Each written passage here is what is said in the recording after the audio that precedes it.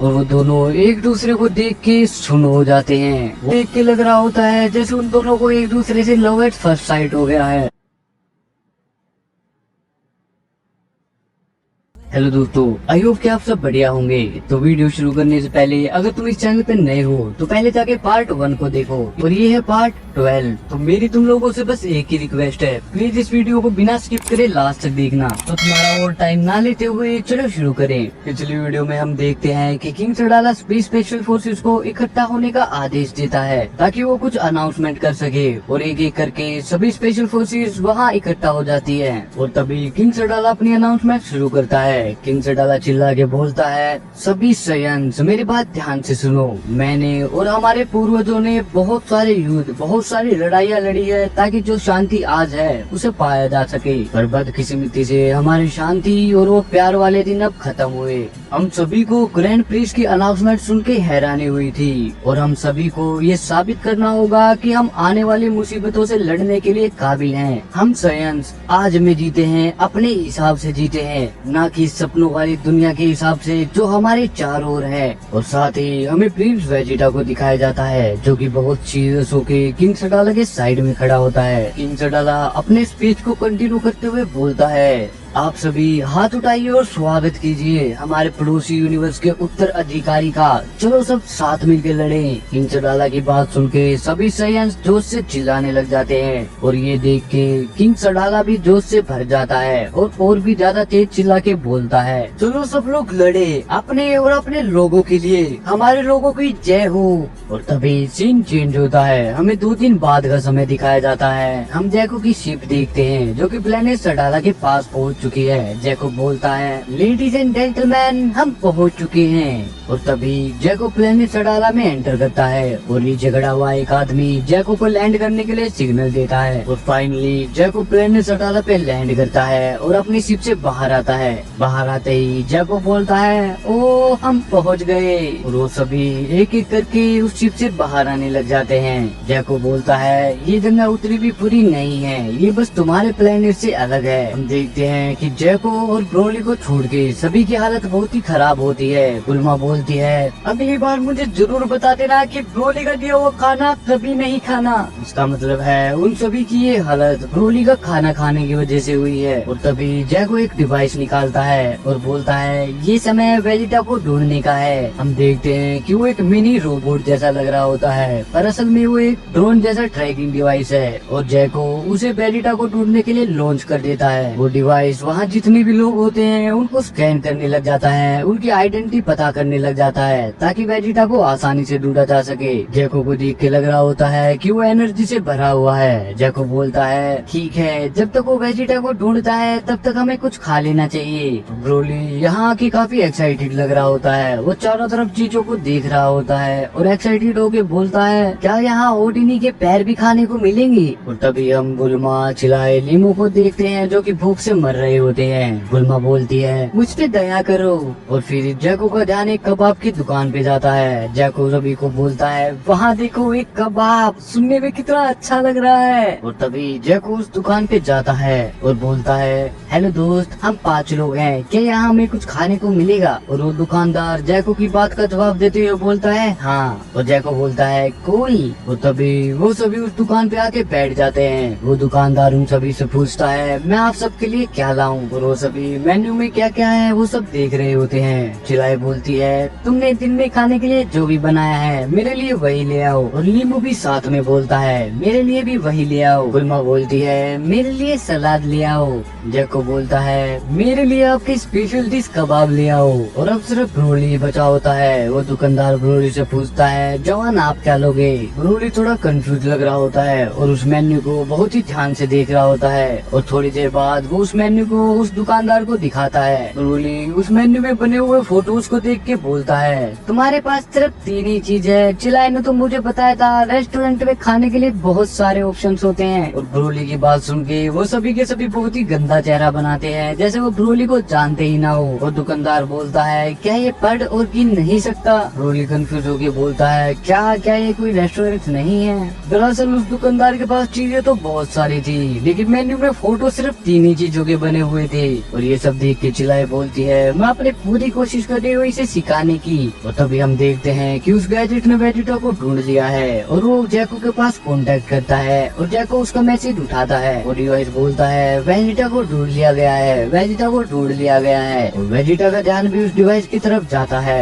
वो उस डिवाइस को बोलता है मेरे पास वेजिटा की लोकेशन भेजो। पर वेजिटा उस डिवाइस को देख के ज्यादा खुश नहीं होता। वेजिटा उस डिवाइस की तरफ अपना हाथ करता है, शायद वो उसे अपनी की ब्लास्ट से उड़ाने वाला है। और वो डिवाइस जैको के पास वेजिटा की लोकेशन भेजने ही वाला होता है कि उसका कांटेक्ट जैको से टूट जाता है और जैको कंफ्यूज हो जाता है कि क्या हुआ। और जैको बोलता है तुम सुन रहे हो, पर जैको को कोई भी जवाब नहीं मिलता। जैको गुस्से में आ जाता है और उस ट्रैकर को टेबल को मारने लग जाता है कि वो चल ही जाए। जैको गुस्से में बोल रहा होता है मैं ही हूँ जिसको इसका भुगतान करना पड़ेगा। और जैको तभी चिल्ला के बोलता है हेलो। हम देखते हैं कि वेजिटा ने उस गैजेट को सही में उड़ा दिया है। वेजिटा बोलता है ये क्या था। तो काबा बहुत ही धीरे से बोलता है क्या होगा अगर उसे किंग ने बेचा होगा। वेजिटा को काबा की बात समझ नहीं आती। वेजिटा पूछता है क्या।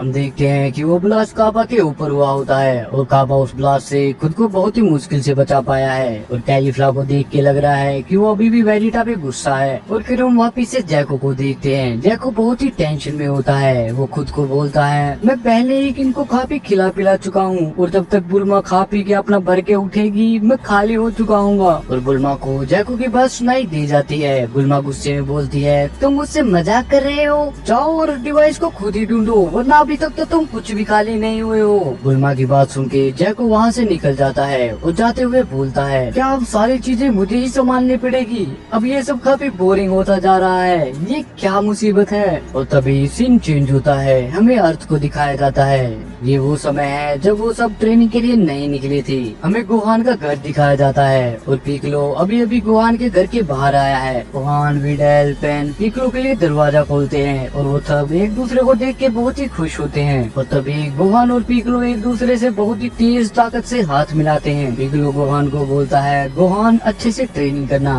गोहान बोलता है मैं सब कुछ संभाल लूंगा। और तभी पिकलो विडेल की तरफ देखता है। विडेल पिकलो की बात सुनकर थोड़ा सा गुस्से में आई होती है और पिकलो भी ये समझ जाता है। पिकलो बहुत ही शांति से विडेल को बोलता है खैर विडेल क्यों ना मैं पेन को अपने साथ मेडिटेशन के लिए ले जाऊं और हो सका तो हम ट्रेनिंग भी कर लेंगे। विडेल काफी सीरियस होकर गुस्से में बोलती है कम ऑन पिकलो, मैं उम्मीद करती हूँ तुम मजाक कर रहे होगे। पिकलो बोलता है मैंने गोहान को भी ट्रेन करा था जब वो बस 4 साल का था। और पिकलो की बात सुन के विडेल और भी ज्यादा गुस्से में आ जाती है और बोलती है अच्छा पर अब वो दिन खत्म हो चुके हैं, धन्यवाद, बाय। और ये बोलते ही वो पिकलो के मुंह पे ही दरवाजा बंद कर देती है और पिकलो ये देख के थोड़ा सा उदास हो जाता है। और पिकलो ज्यादा देर उदास नहीं रहता। पिकलो वहाँ से जाने लग जाता है और स्माइल करते हुए बोलता है कोई बात नहीं, अगली बार कर लेंगे। गोहान विडेल को ऐसे देख के थोड़ा सा घबराया हुआ होता है पर विडेल स्माइल करके बोलती है अच्छा है गोहान, तैयार हो जाओ, हमें वेजिटा और बुल्मा के पास जाना है। और ये बोलते हुए वो वहाँ से चली जाती है। गोहान विडेल को ऐसे देख के हंसने लग जाता है और बोलता है वुमन वुमन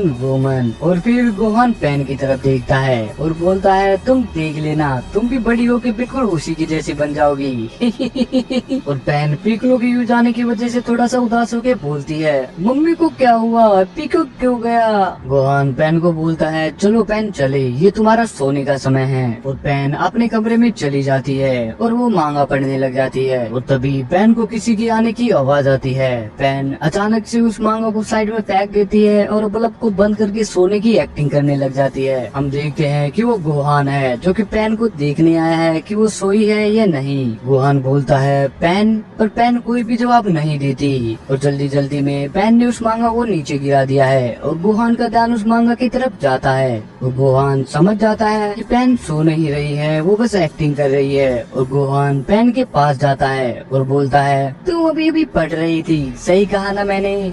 और ये सुनते ही पेन खराटे मारने की एक्टिंग करने लग जाती है। गोहान बोलता है तुम जानती हो मेरे सामने सोने की एक्टिंग करने का कोई फायदा नहीं है और तुम खराटे तो बहुत ही बुरे मारती हो। पर पेन गोहान को कुछ नहीं बोलती, वो अभी भी अपनी एक्टिंग जारी रखती है। और गोहान पेन के साइड में लेट जाता है और बोलता है अनी मेरी बात ध्यान से सुनो, जो मैं अभी तुम्हें बताने जा रहा हूँ ये बहुत ही जरूरी है, ये तुम्हारी पूरी जिंदगी में तुम्हारे काम आएगा। इस दुनिया में बहुत से लोग हैं जो तुम पे अपनी चिल्लाए, अपना ख्याल, अपने सपने ठोकने की कोशिश करेंगे। पर जरूरी ये नहीं है, जरूरी ये है कि तुम क्या करना चाहती हो।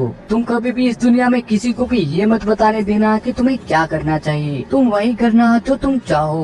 तुम दिल की बहुत साफ हो और मैं जानता हूँ तुम कभी भी किसी को जानबूझ कर चोट नहीं पहुँचाओगी। गोहान की बात सुन के पैन खड़ी हो जाती है और थोड़ी नर्वस होके बोलती है, मुझे माफ कर दो डैड। गोहान पैन को थोड़ी सी हैरानी से देखने लग जाता है और पैन अपनी बात खत्म करते ही वापिस से लेट जाती है और बोलती है, आप ये अजीब अजीब से वर्ड क्यों बोल रहे हैं। और गोहान को तभी कुछ याद आता है और वो बोलता है, तुम सही कह रही हो, तुम तो बस अभी 3 ही साल की हो। और पैन गोहान की बात का जवाब देते हुए बोलती है, नहीं अब मैं 3 और आधे की हो जाऊंगी। और तभी गोहान पैन को किस करता है और बोलता है, अच्छे से सोना। और ये बोलते ही गोहान वहाँ से चला जाता है और दरवाजा बंद होने की आवाज सुन के पैन एक आंख से मुड़ के देखती है कि गोहान वहाँ से गया या नहीं। वो गोहान के बाहर जाते ही वो वापिस से खड़ी होकर मांगा पढ़ने लग जाती है और तभी सीन चेंज होता है। हमें वापिस से वेजिटा को दिखाया जाता है। जैको ने वेजिटा को ढूंढ लिया है। जैको बहुत ही गुस्से में होता है, लेकिन फिर भी वो वेजिटा से बहुत ही शांति से पूछता है, हाय वेजिटा,